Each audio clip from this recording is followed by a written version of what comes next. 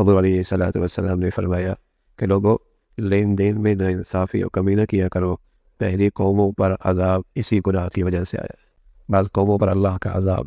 اسی گناہ کی وجہ سے آیا ہے، اس لیے دور میں انصاف سے کام۔ اب ایک تو ظاہری شکل ہے کہ دینے والا صحیح دے، جس کا حق ہے دوسرے فریق کا وہ حق پورا دے،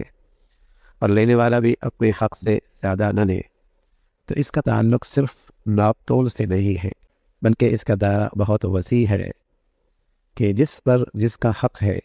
چاہے وہ مزدور ہے، چاہے وہ ملازم ہے، چاہے وہ دفتر کا کام کر رہا ہے، چاہے تعلیمی تربیتی ذمہ داریاں اس کے سپرد ہے، اب اس کے ذمہ ہے کہ اس حق کو پورے طور پہ ادا کرے۔ اگر اس میں یہ کمی کرے گا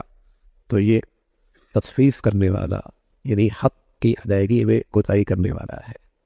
حق کی ادائیگی میں کوتاہی کرنے والا ہے۔ تو جس کا جو ایک فریق کا دوسرے فریق پہ جو حقوق ہیں، حق ہیں، ان کے اندر کوتاہی کرنے کا نام تصفیف ہے۔ عام یہ دائرہ زندگی میں، معاملات میں بھی ہوتا ہے کہ آدمی دفتر کا ملازم ہے، مزدور ہے، یا تعلیمی تربیتی ذمہ داریاں اس کے سپرد ہیں، اس نے ایک وقت امانتاً دیا ہوا ہے، کسی کا اس پر حق ہے، لیکن تنخواہ پوری لیتا ہے، لیکن یہ اس کا حق پورا ادا نہیں کرتا، یہ تصفیف ہے، حرام ہے، آمدنی بھی خراب ہوئی،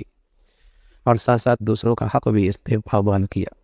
تو فرمایا کہ ناپ تول میں کمی کیا کرو، یعنی ہر ایک فریق دوسرے کا حق پورا طور پہ ادا کرے۔ اللہ کے نبی صلی اللہ علیہ وسلم نے اس شخص کے لیے رحمت کی دعا دی